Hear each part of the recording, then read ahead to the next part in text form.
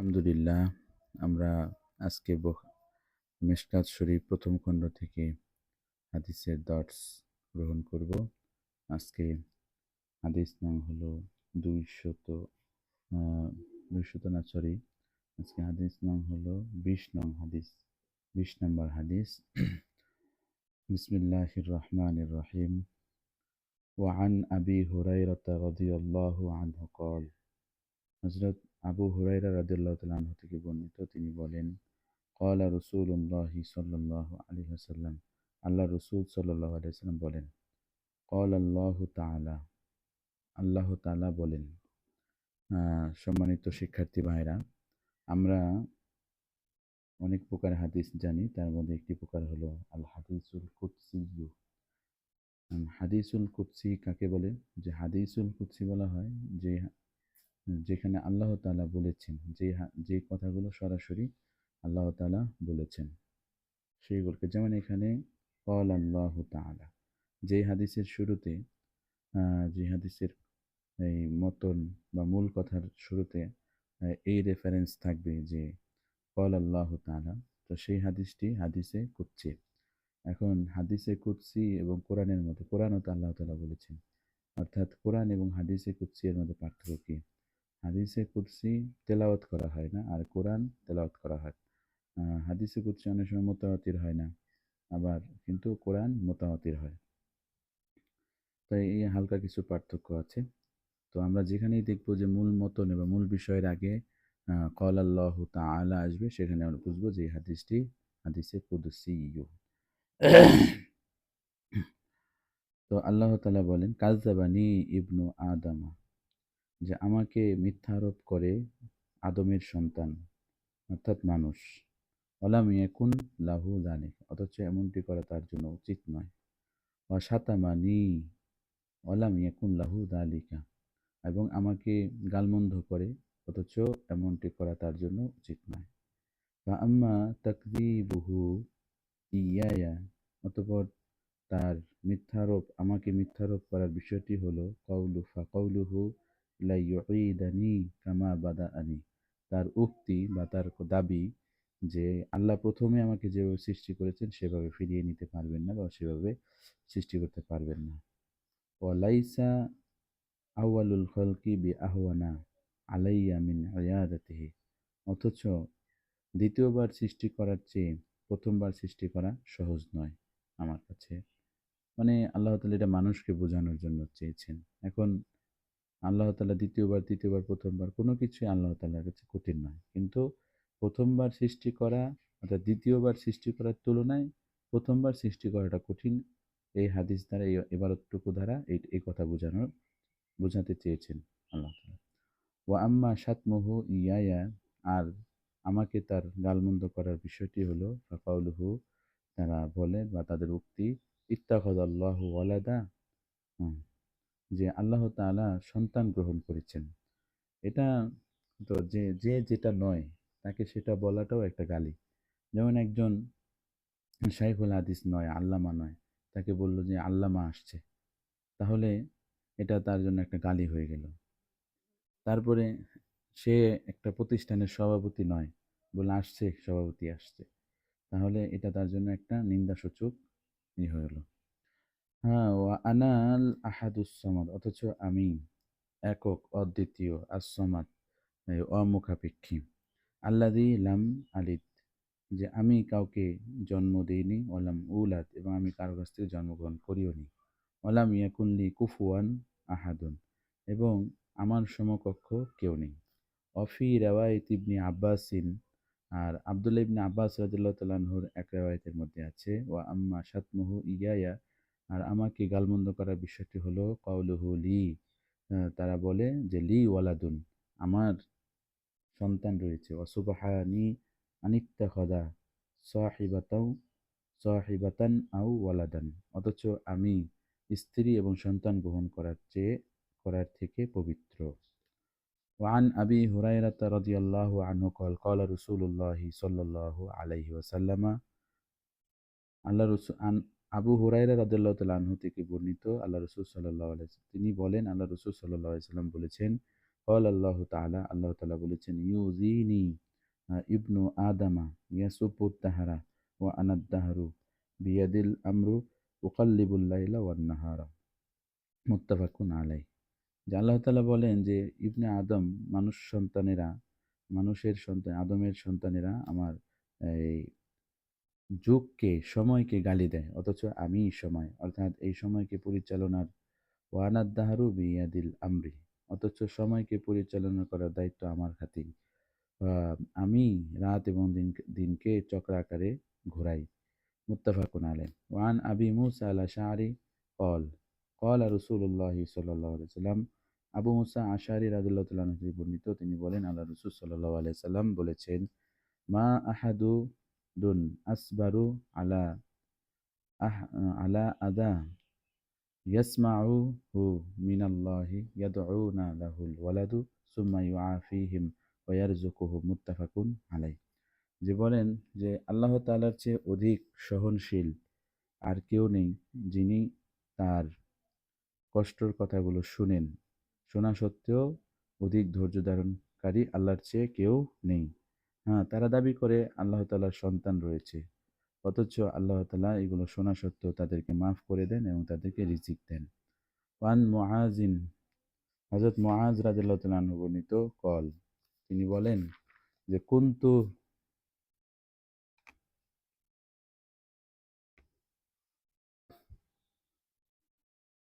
কুনতু রিথান নাবিয়্যি সাল্লাল্লাহু আলাইহি ওয়াসাল্লামা আলা হিমারিন, আমি আল্লাহ রসুলের আমি আল্লাহ গাধার উপরে আমি আল্লাহ রসুলের পিছনে ছিলাম। লাইসা বাইনি ওয়া বাইনাহু ইল্লা মুখিরাতুর রাহলি, আমার মাঝে এবং তার মাঝে আহ, ছিটের কাঠ ছাড়া, বসার ছিটের বা গদির কাঠ ছাড়া অন্য কোনো কিছু ছিল না। فقال يا معاذ هل تدري ما حق الله على عباده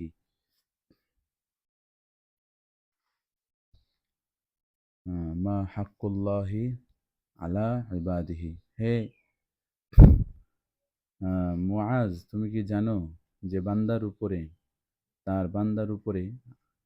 আহ, আল্লাহ তাআলার কি হক রয়েছে? ওমা ওমা হাক্কুল ইবাদি আলাল্লাহি, এবং বান্দার হক আল্লাহর উপরে বান্দার কি হক রয়েছে? কুলতু আল্লাহু ওয়া রাসূলুহু আ'লাম, তখন আমি বললাম আল্লাহ এবং আল্লাহর রাসূলই ভালো জানে।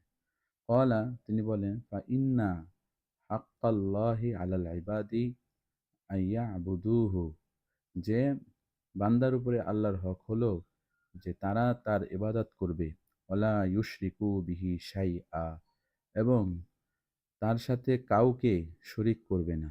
ওয়া হাক্কুল ইবাদি আলাল্লাহি আল্লা ইউআযযিবা, এবং আল্লাহ তাআলার উপরে বান্দার হক হলো যে তিনি শাস্তি দিবেন না, মাল্লা ইউশরিক বিহি শাইআ, যে কি করে না, শিরক করে না, এমন ব্যক্তিকে শাস্তি দিবেন না। কুলতু ইয়া রাসূলাল্লাহি, তখন আমি বললাম হে আল্লাহর রাসূল, আফালা উবাশশিরু বিহিন নাস, আমি কি মানুষকে এর সুসংবাদ দিব না? ক্বালা লা তুবাশশিরহুম, হ্যাঁ, তুমি তাদেরকে সুসংবাদ দিও না। ফায়াত্তাকিলু, তাহলে তারা এর উপর ভরসা করে বসে থাকবে, আমল করবে না। তো এখানে একটি গুরুত্বপূর্ণ প্রশ্ন আসে যে আল্লাহর উপর, বিশেষ করে আহলুস সুন্নাত ওয়াল জামাতের, যে আল্লাহ তাআলার উপরে বান্দার কোনো হক নেই। হ্যাঁ, হ্যাঁ, আল্লাহ তাআলা যেহেতু একজন ক্ষমতাধর মানুষ এবং সবচেয়ে সম্ভ্রান্ত মানুষ, মানুষ না, সম্ভ্রান্ত, তো তিনি যেই ওয়াদা করেন সেই ওয়াদা পূরণ করেন, এবং এটা বান্দাকে বোঝানোর জন্য বলছেন যে এটা আমার উপরে হক। আল্লাহ তাআলার উপরে কারোই হক নাই, কোনোই হক নাই। আল্লাহ তাআলা যখন ইচ্ছা যা খুশি তাই করতে পারেন, ওনার কোনো বাধ্যবাধকতা নাই। আল্লাহ আল্লাহ। وعن أنس أن النبي صلى الله عليه وسلم ومعاذ رديفه على الرحل, যে আনাস রাদিয়াল্লাহু তাআলা আনহু থেকে বর্ণিত, তিনি বলেন যে নবী করিম সাল্লাল্লাহু আলাইহি ওয়াসাল্লাম এবং মুআজ আল্লাহ রাসূলের সাল্লাল্লাহু আলাইহি ওয়াসাল্লামের পিছনে ছিল, তার বাহনের উপরে। ক্বালা ইয়া মুআজু, তখন বললেন হে মুআজ। ক্বালা, মুআজ রাদিয়াল্লাহু বলেন, লাব্বাইক ইয়া রাসূলাল্লাহি ওয়া সা'দাইক, যে আমি উপস্থিত হে আল্লাহর রাসূল, قال يا معاذ قال لبيك يا رسول الله وسعدي قال يا معاذ قال لبيك يا رسول الله وسعدي সালাসান, এভাবে তিনবার বললেন। قال ما من أحد يشهد أن لا إله إلا الله وأن محمدا رسول الله صدقا من قلبه إلا حرمه الله على النار। এই হাদিসটি আমাদের জন্য খুবই গুরুত্বপূর্ণ, বিশেষ করে আহলে হাদিস, এই হাদিসের এই অংশটুকু যারা আহলুস সুন্নাহ ওয়াল জামাতের আহ, অনুসারী রয়েছি, বিশেষ করে এখানে একটি ইখতিলাফ রয়েছে। পূর্বের একটি হাদিসে গিয়েছে যে ঈমান কাকে বলে। তো আমরা বলেছিলাম যে ইমাম আবু হানিফার মতেই অন্তরে বিশ্বাস করা, মুখে স্বীকারোক্তি দিলেই বাস সেটা ঈমান হয়ে যাবে, ঈমান থাকার জন্য এতটুকু যথেষ্ট। কিন্তু ইমাম শাফি রহমতুল্লাহ আলাইহির মতে বা তাদের সাথে আমাদের ইখতিলাফ ছিল, তারা বলছে যে মুখে অন্তরে বিশ্বাস করতে হবে, মুখে প্রকাশ করতে হবে এবং সে অনুযায়ী আমল করতে হবে। এবং তাদের পক্ষে পূর্বে একটি হাদিস দলিল গিয়েছে, আমরা গত পর্বে আলোচনা করেছিলাম। তো সেখানে আমাদের হানাফি মাযহাবের দলিল আমরা আলোচনা করিনি, এই কারণে যে সামনে আমাদের দলিলটি আসছে। তো যাই হোক, এই যে এখান থেকে মা মিন আহাদিন ইয়াশহাদু আল্লা ইলাহা ইল্লাল্লাহু ওয়া আন্না মুহাম্মাদার রাসূলুল্লাহি সিদকান মিন কলবিহি, যে কেউ এই কথা সাক্ষ্য দেয় যে আল্লাহ ছাড়া কোনো ইলাহ নেই এবং মুহাম্মদ সাল্লাল্লাহু আলাইহি ওয়াসাল্লাম আল্লাহর দূত, সিদকান মিন কলবিহি, অন্তর থেকে, ইল্লা হারামাহুল্লাহু আলান নার, তখন আল্লাহ তাআলা অবশ্যই তার উপর জাহান্নামকে হারাম করে দেন। তো এই হাদিসটা আমাদের দলিল, যেখান থেকে দেখেন এখানে কোনো আমলের কথা বলা হয়নি, শুধু বলছে যে মুখ দিয়ে বলবে, অন্তর দিয়ে বিশ্বাস করবে। তো এই হাদিসটি আমাদের হানাফি মাযহাবের একটি দলিল, আমাদের মতের পক্ষে দলিল যে ঈমান বলা হয় শুধু অন্তর দিয়ে বিশ্বাস করা এবং মুখ দিয়ে স্বীকার করা। অন্তর দিয়ে বিশ্বাস করলো কিন্তু মুখ দিয়ে স্বীকার করলো না, বা মুখ দিয়ে স্বীকার করলো কিন্তু অন্তর দিয়ে বিশ্বাস করলো না, দুটোই ঈমান হবে না। ঈমান হবে কোনটা? যেটা অন্তর দিয়ে বিশ্বাস করে মুখ দিয়ে বলবে লা ইলাহা ইল্লাল্লাহু ওয়া আন্না মুহাম্মাদার রাসূলুল্লাহি, এই কথা যদি বলে তাহলে সে মুসলমান হবে, এবং মুসলমান হলে আল্লাহ তাআলা তার উপরে জাহান্নামকে হারাম করে দিবেন। হ্যাঁ, অন্য অন্য হাদিসের ব্যাখ্যা আছে যে হ্যাঁ, তাকে যদি অন্য কিছু অপরাধ করে সে অপরাধের জন্য শাস্তি হবে, সর্বশেষে সে জান্নাতে যাবে। তো ক্বালা ইয়া রাসূলাল্লাহি আফালা উখবিরু বিহিন নাসা, তখন তিনি বললেন যে, হে আল্লাহর রাসূল, এটা কি মানুষকে আমি বলবো না?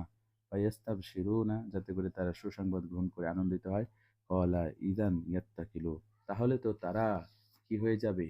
এই কথার উপরে নির্ভর করে অলস হয়ে যাবে, আমল করবে না। ফাআখবারা বিহা মুআযুন ইনদা মাউতিহি তাআসসুমান। হ্যাঁ, তারপরে এই হাদিসটি মুআজ রাদিয়াল্লাহু তাআলা তার ইন্তেকালের সময় সবার সামনে বলেছেন, যাতে করে এলেম লুকানোর গুনাহ থেকে বেঁচে যান। তাআসসুমান অর্থ এখানে উঠায় বলতে হবে, যাতে করে এলেম লুকানোর গুনাহ থেকে বেঁচে যান। ওয়ান আবি যাররিন রাদিয়াল্লাহু আনহু ক্বাল আতাইতুন নাবিয়্যা সাল্লাল্লাহু আলাইহি আলাইহি ওয়াসাল্লামা। এই হাদিসটাও আমাদের হানাফিদের পক্ষে দলিল যে আমি আল্লাহ রসুল সাল্লাহ ইসলামের কাছে আসলাম, ও আলাইহি সাউবুন আবিয়াজুন, এবং তার গায়ের উপরে ছিল একটি সাদা কাপড়, হুয়া নাইমুন, তিনি ঘুমন্ত অবস্থায় ছিলেন। সুম্মা আতাইতুহু, অতঃপর আবার আমি পুনরায় তার কাছে আসলাম, অকদ ইস্তাইকাযা, এমন সময় তিনি জাগ্রত। ফাকালা মা মিন আবদিন ক্বালা লা ইলাহা ইল্লাল্লাহ, তো যে কোনো বান্দা বলবে, যে কেউ বলবে আল্লাহ ছাড়া কেউ নেই, সুম্মা মাতা আলা যালিকা, অতঃপর এর উপরে মারা যাবে, ইল্লা দাখালাল জান্নাহ, সে অবশ্যই জান্নাতে প্রবেশ করবে। কুলতু, তখন আমি বললাম, ওয়াইন জানা ওয়াইন সারাকা, যদি সে জিনা করে অথবা চুরি করে তাহলে? ক্বালা ওয়াইন জানা ওয়াইন সারাকা, তখন আল্লাহ রাসূল বললেন, যদিও সে জিনা করে এবং চুরি করে। এখানে এত ইবাদত থাকতে বা এত অপরাধ থাকতে দুইটা অপরাধের কথা কেন বললেন? যে এখানে জিনা দ্বারা হলো মানুষের হক, আর এই মানুষের ওয়াইন জানা, এখানে জিনা দ্বারা হলো আল্লাহ তাআলার হক, আর ওয়াইন সারাকা দ্বারা উদ্দেশ্য হলো আল্লাহ বান্দার হক। তো এই বান্দার হক মারছে এবং আল্লাহর হক নষ্ট করছে, যে করলেও সে যদি আল্লাহ তাআলাকে মন থেকে বিশ্বাস করে এবং মুখে স্বীকার করে তাহলে সে জান্নাতে যাবে। কুলতু ওয়াইন জানা ওয়াইন সারাকা, ক্বালা ওয়াইন জানা ওয়াইন সারাকা, কুলতু ওয়াইন জানা ওয়াইন সারাকা, ক্বালা ওয়া ইন জানা ওয়া ইন সারাকা আলা রাগমি আনফি আবি যাররিন। হ্যাঁ, আবু যরের নাক ধুলো মসৃণ হলেও, বা এই মোট কথা হলো আবু যরের অপছন্দ হলেও, আমাদের অনেকেই হাদিসটা অপছন্দ করতে পারেন। হ্যাঁ, কানা আবু যাররিন ইযা হাদ্দাসা বিহাদা, অথবা যখন আবু যর রাদিয়াল্লাহু তাআলা আনহু এই হাদিসটি বর্ণনা করতেন, ক্বালা ওয়া ইন রাগিমা আনফু আবি যাররিন, তখন তিনিও এই কথাটা বলতেন যদিও আবু যরের নাক ধুলো মসৃণ হয়। মুত্তাফাকুন আলাইহ। ওয়া আন উবাদাহ ইবনে সামিত রাদিয়াল্লাহু আনহু ক্বাল, উবাদাহ ইবনে সামিত রাদিয়াল্লাহু তাআলা আনহু থেকে বর্ণিত, তিনি বলেন, ক্বালা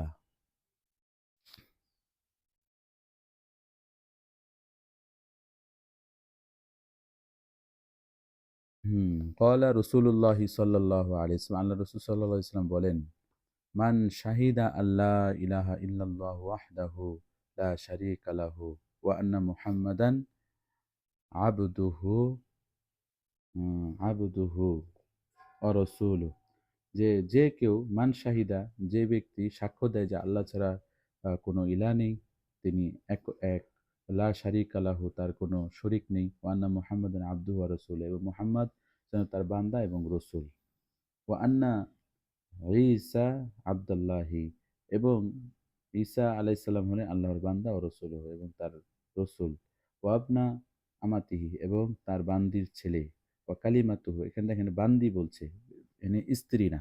এখানে এই হাদিসটা দ্বারা খ্রিস্টানদের আকীদাকেও এখানে রদ করা হয়েছে, যে খ্রিস্টানরা মনে করে যে ঈসা আলাইহিস সালাম আল্লাহ তাআলার ছেলে আর মরিয়ম হলো আল্লাহ তাআলার স্ত্রী। তো এখানে বলতেছে আন্না ঈসা আবদুল্লাহি ও রসুলহি, যে ঈসা আল্লাহ তাআলার বান্দা এবং তার রসুল, ওয়াবনু আমাতিহি, এবং তার দাসীর, বান্দির ছেলে, ও কালিমাতুহু, এবং আল্লাহ তাআলার কালিমা আলকাহা ইলা মারিয়াম, যেটা মরিয়ম আলাইহিস সালামের কাছে নিক্ষেপ করা হয়েছে বা তাকে দেওয়া হয়েছে, ওয়া রূহুম মিনহু, এবং তার রূহ, অল জান্নাতু ওয়ান নারু হাক্কুন, এবং এই কথা বিশ্বাস করতে হবে যে জান্নাত এবং জাহান্নাম সত্য।